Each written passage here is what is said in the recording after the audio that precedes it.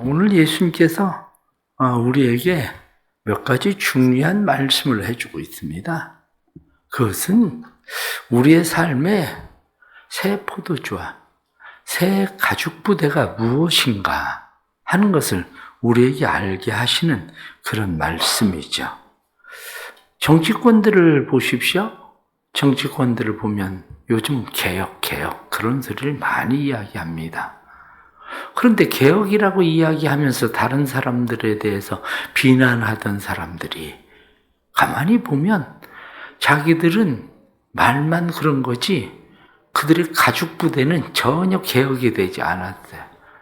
그러니 자기가 말하고 자기가 그 말에 꼬리가 잡혀서 결국에는 부대를 터뜨리는 그런 현상들을 우리가 많이 보지 않습니까?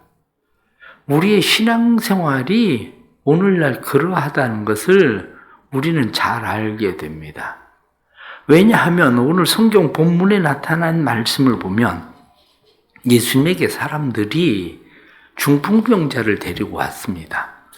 그런데 예수님께서 그 중풍병자를 고치실 때에 내 죄사함을 받았느니라 이렇게 이야기합니다. 그랬더니 7절 말씀에 보면 이 사람이 어찌 이렇게 말하는가? 어찌 이렇게 말하는가? 그렇게 이야기합니다. 그 뒤에 나타난 말씀을 보면 예수님이 지나가시다가 레위라고 하는 사람이 세관에 앉아 있는 것을 보고 그를 불러서 제자를 삼습니다. 그리고 세리와 또한 예수님께서 죄인들과 함께 앉아서 식사를 하십니다. 그랬더니 사람들이 또 그렇게 이야기합니다. 16절 말씀 보면 어찌하여 세리 및 죄인들과 함께 먹는가? 어찌하여? 이렇게 이야기하죠. 또 뒤에 나타나는 말씀을 보면 요한과 그리고 바리새인들이 금식을 하고 요한의 제자들과 바리새인들이 금식을 하고 있습니다. 그런데 예수님의 제자들은 금식하지 않습니다. 그러니까 18절 말씀에 보면 어찌하여 당신의 제자들은 금식하지 않습니까? 어찌하여? 이렇게 또 이야기하죠. 뒤에 또 나타난 말씀을 보니까 안식일에 예수님께서 밀밭 사이를 지나가고 계시는데 제자들이 길을 열면서 밀밭 사이를 지나가면서 밀을 훑습니다. 그것을 보고 바리새인들이 24절 말씀 보면 저들이 어찌하여 안식일에 하지 못할 일을 합니까? 이들은 다 지금 하고 있는 이야기야. 어찌하여? 왜? 이렇게 이야기하는 거죠. 어찌하여? 왜? 라고 하는 질문을 그들에게 던집니다. 그런데 그 모든 질문에 대해서 예수님은 한마디로 이야기하고 있는 답이 사실은 어디에 있느냐면 22절 말씀을 보면 새 포도주를 낡은 가죽 부대에 넣는 자가 없나니 만일 그렇게 하면 새 포도주가 부대를 터뜨려 포도주와 부대를 버리게 되리라. 오직 새 포도주는 새 부대에 넣느니라. 그렇게 말씀하시죠. 그러면 새 포도주는 누굴까? 새 포도주는 예수 그리스도입니다. 그러면 새 가죽 부대는 누군가? 새 가죽 부대도 예수 그리스도입니다. 새 가죽 부대도 예수 그리스도고 새 부대도 예수 그리스도일 뿐만 아니라 새 포도주도 결국 예수 그리스도 이렇게 예수님께서 말씀하십니다. 그러면 우리에게 지금 성경이 무엇을 말씀하고 있는가? 우리의 가죽 부대를 바꿔야 되고 우리의 포도주를 바꾸어야 된다는 거죠. 새 포도주. 우리의 가죽 부대라고 이야기하고 있는 것은 우리가 그동안 쭉 생각해 오고 있었던 전통이라고 얘기하는 것일 수도 있습니다. 왜냐하면 오늘 본문에 나타난 말씀을 보면 죄 사하는 권세는 하나님에게만 있는데 왜 당신이 죄를 사한다고 이야기하느냐? 예수님은 그 사람에게 이야기합니다. 중풍병자에게 내 죄사함을 받았느니라 하는 말과 내 상을 가지고 걸어가라 하는 말, 그것이 뭐가 그렇게 다른가? 내 상을 가지고 걸어가라. 그랬더니 그들이 그 중풍병자가 상을 가지고 걸어갔다는 겁니다. 그뿐만 아니라 예수님께서 말씀하시기를 세리와 죄인들과 함께 식사를 나누는 것이 무엇이 문제인가? 나는 건강한 사람을 위해서 온 것이 아니라 병든 사람에게 의사가 필요한 것처럼 나는 죄인을 부르러 온 거다. 이렇게 예수님께서 이야기하시죠. 금식에 대해서 이야기할 때 예수님은 뭐라고 이야기하십니까? 신랑과 함께 있는 사람들이 왜 금식을 하겠는가? 신랑을 빼앗기는 날이 있을 텐데 신랑을 빼앗기면 그때는 금식하지 말라고 해도 그들은 금식을 하게 될 거다. 이렇게 이야기를 하시죠. 그뿐만 아니라 안식일에 대해서 이야기하는 사람에 대해서 예수님께서는 안식일이 사람을 위하여 있는 것이지 사람이 안식을 위해서 있는 것이 아니다. 안식일의 주인은 나다. 오히려 예수님께서 그렇게 말씀하심으로 가죽부대도 결국 새 가죽부대는 나고 새 포도주는 나야. 너희들이 가지고 있었던 전통, 너희들이 가지고 있었던 생각, 너희들이 가지고 있었던 생각의 틀, 그것이 그렇게 중요한 게 아니야. 오히려 예수님께서 그렇게 우리에게 말씀하고 계시는 말씀입니다. 이 말씀을 생각하면 오늘날 우리가 다시 우리의 생각을 좀 더 정리를 해야 될 필요가 분명하게 있습니다. 왜냐하면 우리가 가지고 있는 생각의 틀은 어떻습니까? 내가 가지고 있는 생각은 내 생각이 먼저인지 아니면 하나님의 뜻이 먼저인지 예수님의 생각이 먼저인지? 그런데 신앙생활을 의외로 오래 했다는 사람들의 문제가 뭐냐면 오늘 여기 성경 본문에 나타난 말씀처럼 서기관이나 바리새인들이나 이 사람들처럼 내가 가지고 있는 틀과 조금 이상하면 왜 당신들은, 왜 목사님은, 왜 집사님은 그렇게 하는가? 그런 얘기를 계속 하고 있는 겁니다. 그런 이야기를. 어느 교회에서 교회 십자가를 강대상에 걸지 않았습니다. 우리 교회는 다행스럽게 그런 일에 대해서 뭐 이렇게 저렇게 이야기하는 사람이 없지만 속으로야 하겠죠. 대놓고 못할 뿐이지. 그런데 왜 교회가 당연히 십자가가 있어야지 십자가를 걸지 않느냐. 그렇게 얘기하는 사람도 있습니다. 그런데 한국 교회가 언제부터 십자가가 있었습니까? 원래 한국 교회는 십자가가 없었습니다. 교회 안에. 그게 십자가가 있는 게 전통이 아니에요. 십자가가 있는 게 전통이 아니라 한국 교회에 옛날에 용락교에서 교회를 짓고 십자가를 걸으니까 그때부터 교회가 이 교회 저 교회 다 십자가를 내걸기 시작한 거지. 한국 교회 언제부터 십자가가 걸렸습니까? 그 전통 아닙니다. 그런데 사람들은 생각해요. 왜 교회가 당연히 있어야 될 십자가를 걸지 않느냐? 아니 언제부터 있었는데?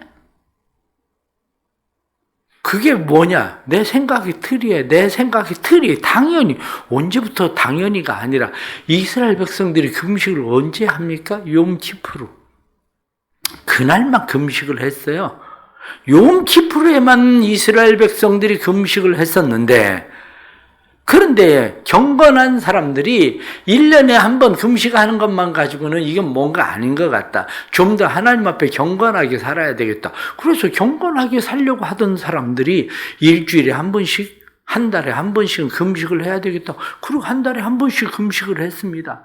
그런데 더 경건한 사람들이 일주일에 한 번 가지고도 안 될 것 같아.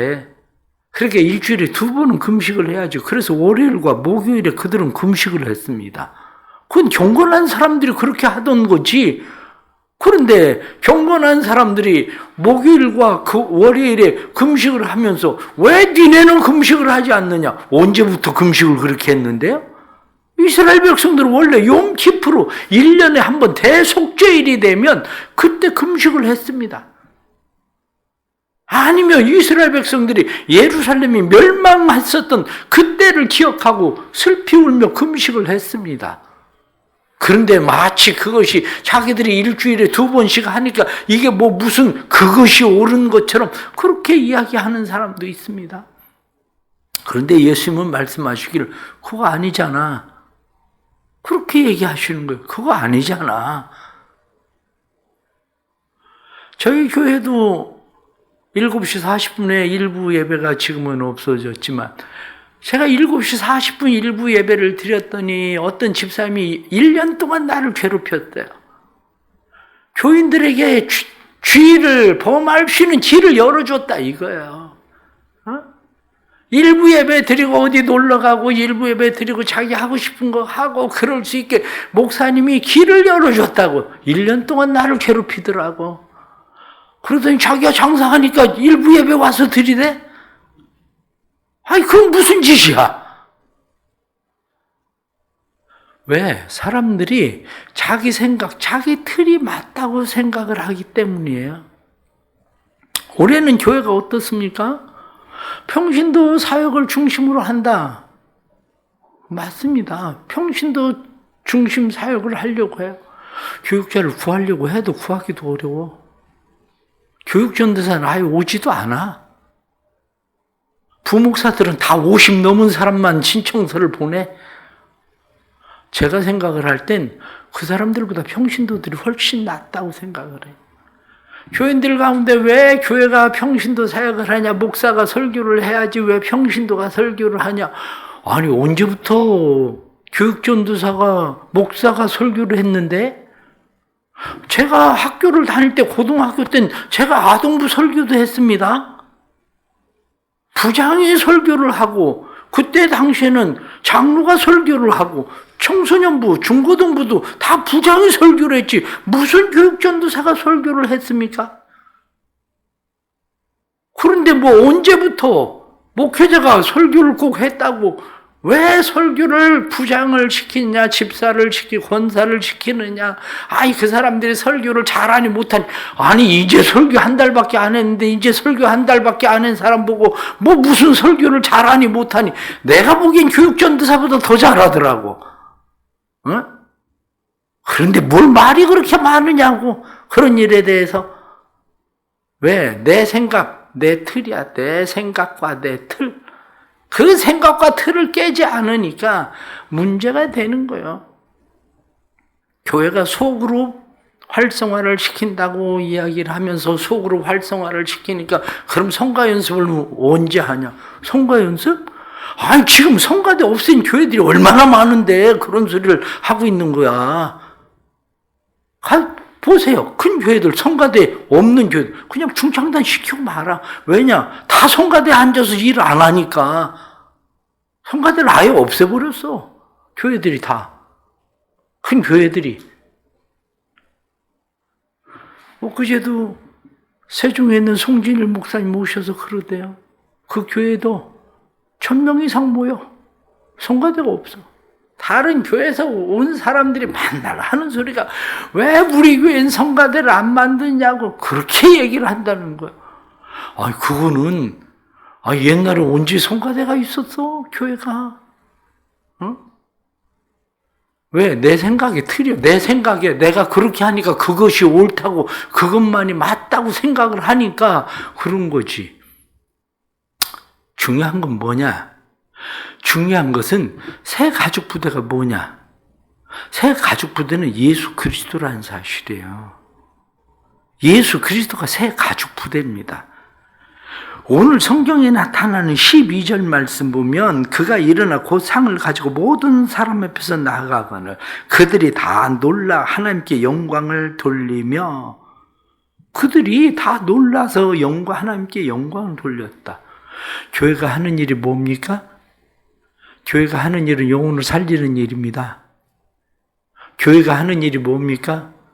영적으로 병든 사람을 건강하게 만드는 게 교회가 하는 일이에요. 내 죄사함을 받았느니라 그게 영적으로 건강하게 하는 일인지 내 침상을 들고 일어나 걸어가라 그게 건강하게 하는 일인지 오늘 예수님께서 말씀하시기를 그 말이나 그게 무슨 상관이 있는 거냐? 그 말이나 이 사람이 건강해져서 심장을 들고 일어나 걸어가는 거, 그게 중요한 일이지. 그가 병으로부터 노임받아서 자유해지는 거, 이게 중요한 일이지. 이렇게 얘기하시는 겁니다. 그래서 그가 하는 일을 보고 다른 사람들이 하나님께 영광을 돌리며 이렇게 말하는 것처럼 가장 중요한 틀은 예수 그리스도를 통해서 하나님께 영광을 돌리는 것, 더 큰 하나님의 영광을 위한 것, 이게 교회가 해야 되는 가장 중요한 틀입니다. 그것이 새 포도주는 누구냐? 새 포도주는 예수 그리스도입니다.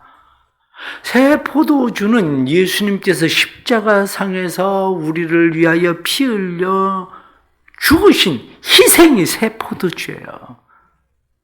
사람들은 희생의 포도주, 희생을 치르려고 하지는 않습니다.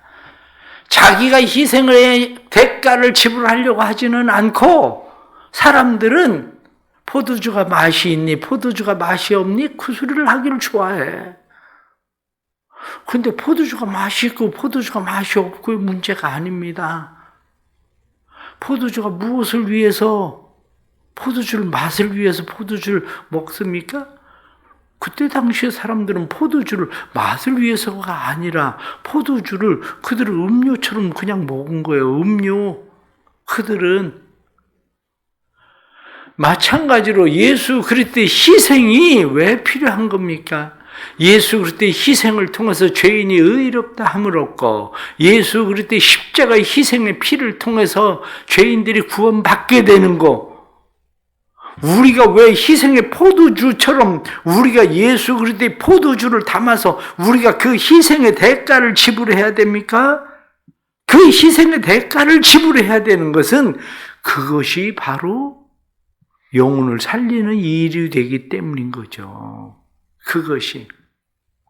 그런데 나는 그 대가를 지불하지는 않고 그 값을 치르려고 하지는 않고 늘 포도주가 맛이 있니, 포도주가 맛이 없니, 그 소리를 하는 사람들이 누구냐면 오늘 성경 본문에 나타나는 바리새인, 사두개인 뿐만 아니라 서기관, 이런 사람들, 이 사람들이 바로 이런 사람들이라고요.